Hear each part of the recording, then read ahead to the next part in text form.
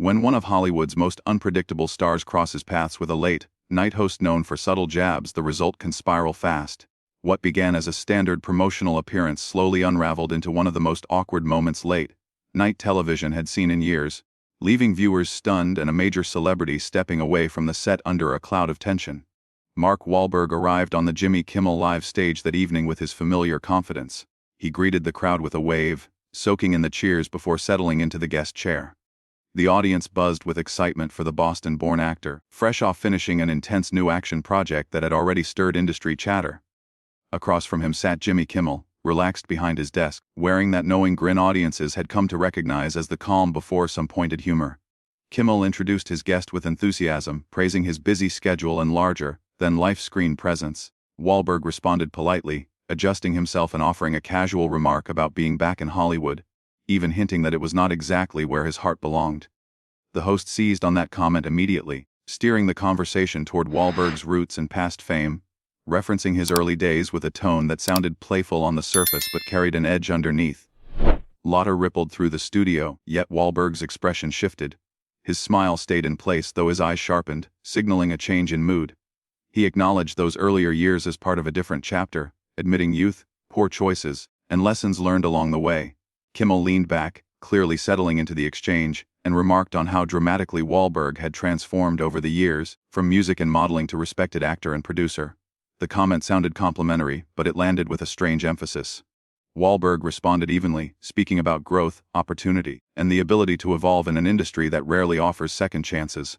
The host's grin widened, though the warmth never reached his eyes. He repeated the idea of evolution, then added a sharper note, suggesting that some might see the transformation less as growth and more as carefully managed image control. At that moment, the room's energy shifted. Wahlberg leaned forward, his accent thickening as his voice hardened. He pressed the point that the conversation felt like something more than casual talk. Kimmel brushed it off with a dismissive wave, insisting it was simply how talk shows worked, yet his expression told a different story. The remarks continued, circling around reinvention and Hollywood's willingness to forget inconvenient histories. Audience members began to shift in their seats, sensing that the easy banter had disappeared. Wahlberg sat back, jaw clenched, studying the host with an intensity usually reserved for his most serious roles. He stated plainly that if there was something being implied, it should be said outright rather than hidden behind sideways remarks. Kimmel responded with exaggerated surprise, presenting himself as harmless and conversational. He insisted nothing was meant by it, that it was all part of friendly discussion. Wahlberg countered calmly but firmly, drawing a clear line between genuine conversation and thinly veiled provocation. He reminded the host that he had come to promote a film created through the hard work of many people, not to be dissected for amusement. The host attempted to steer things back on track, lifting a cue card and mentioning the movie again, yet he quickly drifted back to discussing Wahlberg's journey from the streets of Boston to Hollywood's elite circles. That was the breaking point. Wahlberg's irritation became unmistakable as he called out the strange tone of the exchange, stating openly that it felt like there was an unspoken issue hanging in the air. Kimmel raised his hands in a show of innocence, claiming curiosity about the man beneath the fame. He spoke of toughness and reputation, hinting at Wahlberg's well-known intensity. The actor's voice dropped, controlled but dangerous, the kind of tone audiences recognized from moments just before explosive scenes on screen. The tension thickened, filling the studio with an uneasy silence. Wahlberg rose from his chair, and for the first time, Kimmel's confidence visibly faltered. Standing tall, the actor explained that he had approached the interview professionally. With respect for the project he was there to represent, he made it clear that repeated jabs and sideways comments crossed a line, turning what should have been a simple appearance into something hostile. The host attempted to smooth things over, urging him to sit back down and suggesting the moment could be reset. His voice slipped into that polished late-night cadence, trying to regain control of the room. Wahlberg responded with a humorless laugh, stating his long experience with interviews and his ability to recognize the difference between misunderstanding and deliberate provocation. By then, the audience had gone completely silent, watching an encounter that no longer resembled entertainment. The atmosphere felt less like a television segment and more like the build-up to a real confrontation, heavy with unspoken frustration and the unmistakable sense that something had gone very wrong. Mark Wahlberg stayed on his feet, arms hanging rigidly at his sides, every inch of his posture broadcasting that his patience was wearing dangerously thin. The tension in his shoulders made it clear he was no longer interested in playing along. Across the desk, Jimmy Kimmel seemed to sense that the exchange had slipped beyond his control. His tone softened as he tried to redirect the conversation toward safer territory, suggesting they shift focus back to the film Wahlberg was there to promote. Before Kimmel could finish the thought, Wahlberg spoke, his voice low but commanding, cutting cleanly through the silence. The single word he uttered carried enough weight to stop the room cold. He made it clear that pretending innocence at that point only made things worse. Kimmel shifted uncomfortably in his chair, the confident rhythm he usually relied on gone. Under the bright studio lights, the strain was visible, beads of sweat forming along his forehead as the atmosphere grew heavier by the second. Instead of retreating, the host doubled down. With a strained laugh that echoed awkwardly through the quiet studio, he suggested that Wahlberg was overreacting.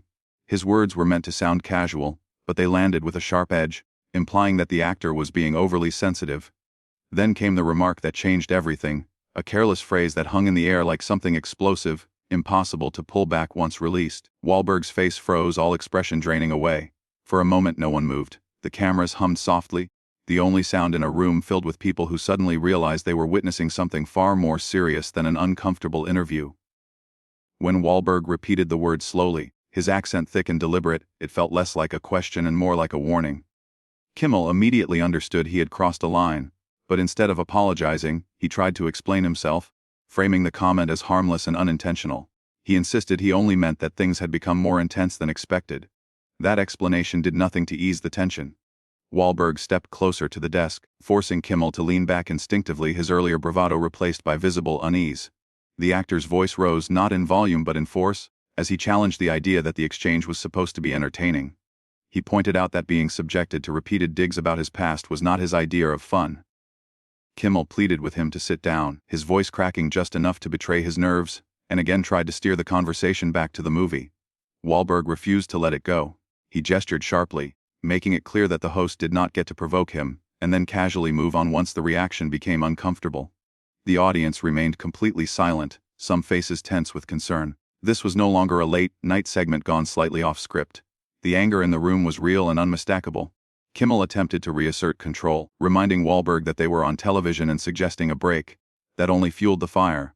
Wahlberg cut him off, pointing out the irony of suddenly worrying about appearances after trying to embarrass him in front of a live audience. The host protested weakly, denying any intention to humiliate him. But the denial rang hollow. From Wahlberg's perspective, the situation was clear. He accused Kimmel of turning him into a spectacle, as if he had been invited not as a respected guest but as a prop for entertainment. His words were sharp, fueled by genuine resentment, describing the experience as being treated like something to be poked at for laughs rather than a professional there to discuss his work. Kimmel's face flushed, his own temper finally surfacing. He defended himself by pointing out the countless guests who had sat across from him without reacting this way, implying that the fault lay entirely with Wahlberg. The actor responded with a bitter laugh, laying out each slight he believed had been thrown his way since the moment he took his seat. He spoke of having his authenticity questioned, his background mocked, and then being labeled in a way that crossed a clear boundary. The host snapped back, insisting he was simply doing his job and reminding Wahlberg that the show was built on humor. The response only hardened the actor's stance. His voice dropped again, calm but dangerous, as he explained what that job should actually involve. He spoke about respect, about creating an environment where guests felt welcome rather than targeted, and about the responsibility that came with having a platform. By then, Kimmel had stood up as well, matching Wahlberg's energy for the first time. He accused the actor of being unable to take a joke, of reacting with aggression instead of humor. Wahlberg stepped closer to the desk, prompting movement from security near the stage. His response was measured but firm, clarifying that he was not making threats, only drawing a line against what he saw as blatant disrespect. Kimmel's indignation spilled over as he repeated the word, disbelief coloring his voice. The tension between them now fully exposed for everyone in the studio to witness. Kimmel snapped that someone didn't come onto his program, sit in his chair, and then lecture him on how to run his own show. To him, that crossed the line into outright disrespect. The clash had reached a full boil. Mark Wahlberg locked eyes with him, standing still as his chest rose and fell while he steadied his breathing. When he finally spoke, his tone was controlled, almost calm, yet carried a sense of finality that cut through the room. He agreed that it was indeed Kimmel's show, his stage, his chairs, his studio, and with that acknowledgement came a decision. If this was Kimmel's domain, then Wahlberg didn't have to remain there and endure the situation any longer. He turned and began walking toward the edge of the set. The movement sent a jolt through the studio. Kimmel called after him, panic creeping into his voice as the reality of a collapsing interview hit on live television.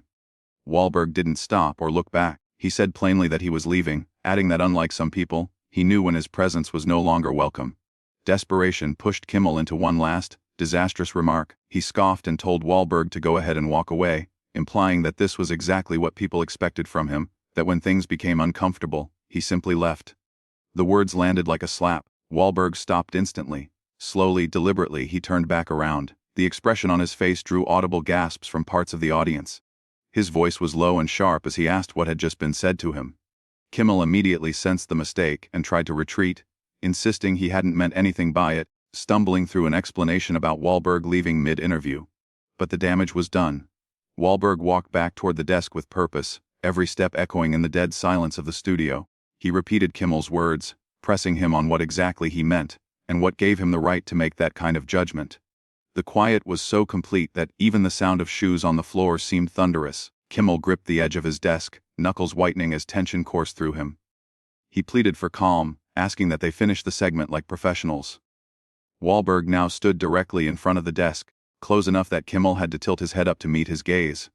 The actor spoke about professionalism, pointing out that a true professional didn't ambush guests or use a platform to inflate personal ego or settle hidden grievances. Kimmel protested that he didn't even know Wahlberg well enough to harbor personal issues.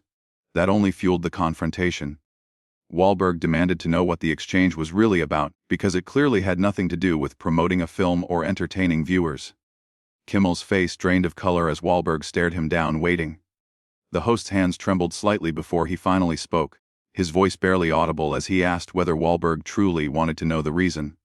Wahlberg answered steadily, explaining that he had come as a favor, to help ratings, to talk about his work, and instead had been subjected to repeated attempts at humiliation. He demanded clarity. Kimmel slowly rose from his chair, pushing it back, and when he looked at Wahlberg, the audience saw something raw and bitter, a side rarely exposed. He admitted that yes, he would say it.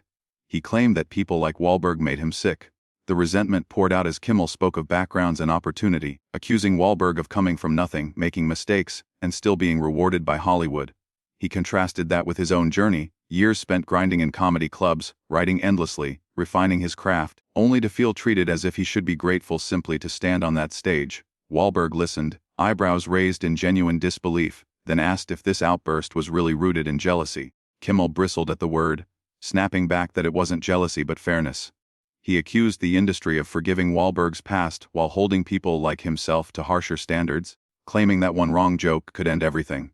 The audience sat frozen, realizing they were no longer watching entertainment but a personal breakdown unfolding live. Wahlberg shook his head slowly, correcting the record and rejecting the idea that his success had been handed to him. He spoke of work effort, and years of proving himself. Kimmel responded with a bitter laugh, dismissing his achievements as nothing more than playing tough characters in a few films. He questioned whether anyone truly took Wahlberg seriously as an artist, branding him a novelty rather than a genuine performer. The insult hit the room hard. Gasp rippled through the audience and even the crew shifted uncomfortably. Wahlberg stood motionless, absorbing the words, then repeated them slowly as if tasting their weight. Kimmel, now fully unrestrained, doubled down, describing Wahlberg as someone famous for being famous, a lucky figure from Boston, while real comedians and real entertainers struggled endlessly for recognition. Mark Wahlberg listened as Jimmy Kimmel spoke about how people like him had to fight relentlessly for every opportunity. Wahlberg gave a slow, thoughtful nod, as though he was honestly weighing those words. When he responded, his tone was steady and almost relaxed, a sharp contrast to the tension filling the studio.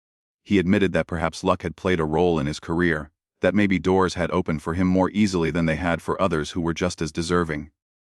He acknowledged that Hollywood was far from fair, then his expression hardened slightly as he pointed out where Kimmel was wrong. Kimmel had claimed that one mistake could destroy his career, but Wahlberg calmly explained that this simply was not true. At that very moment, Kimmel was making a massive mistake in front of millions of viewers, and yet nothing suggested it would end his career. The certainty in Wahlberg's voice caused Kimmel's confident demeanor to slip. Wahlberg continued, explaining exactly why the fallout would never be as severe as Kimmel feared.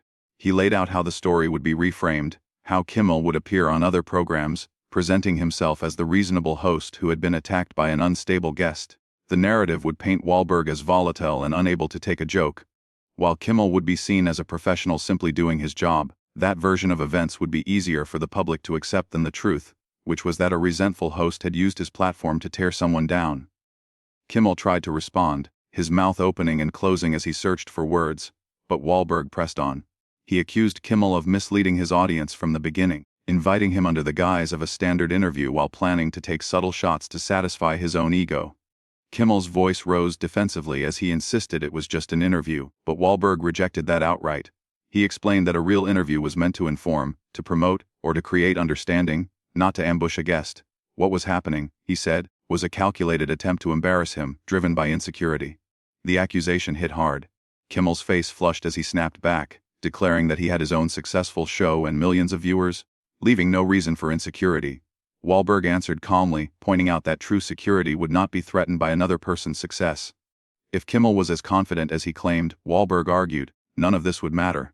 The question lingered in the air, heavy and unavoidable. Kimmel looked around the studio, finding no comfort in the faces staring back at him.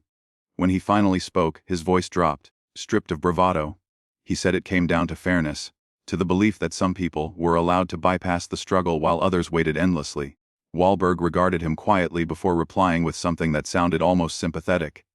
He told Kimmel there was no line and no fairness, only people working as hard as they could and hoping for a break. He added that if Kimmel devoted less energy to resenting others and more to his own craft, he might not be lashing out at guests late at night out of bitterness. That comment ignited Kimmel's fury. He shouted that Wahlberg had no right to analyze his life.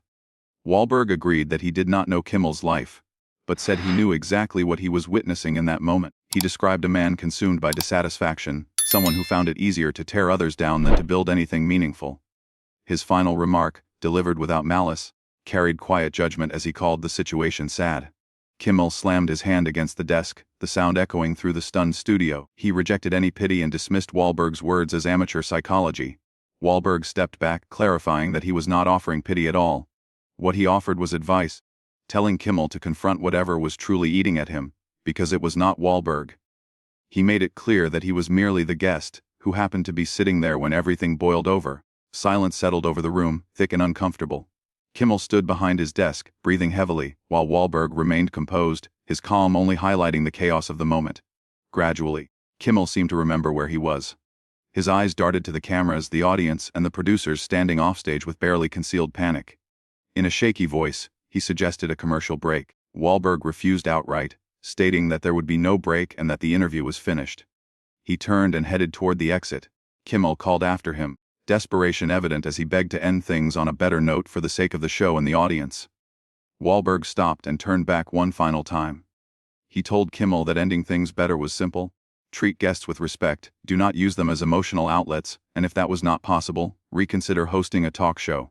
Kimmel protested that he could not just walk out during a live broadcast. Wahlberg replied with quiet certainty and continued toward the exit. With that, Mark Wahlberg walked off the Jimmy Kimmel live set, leaving behind a stunned audience and one of the most explosive moments late-night television had ever seen. Kimmel stood alone behind his desk, facing a crowd unsure how to react. The cameras lingered, capturing his mortified expression as the weight of what had just occurred settled over the studio, all triggered by a single disastrous interview.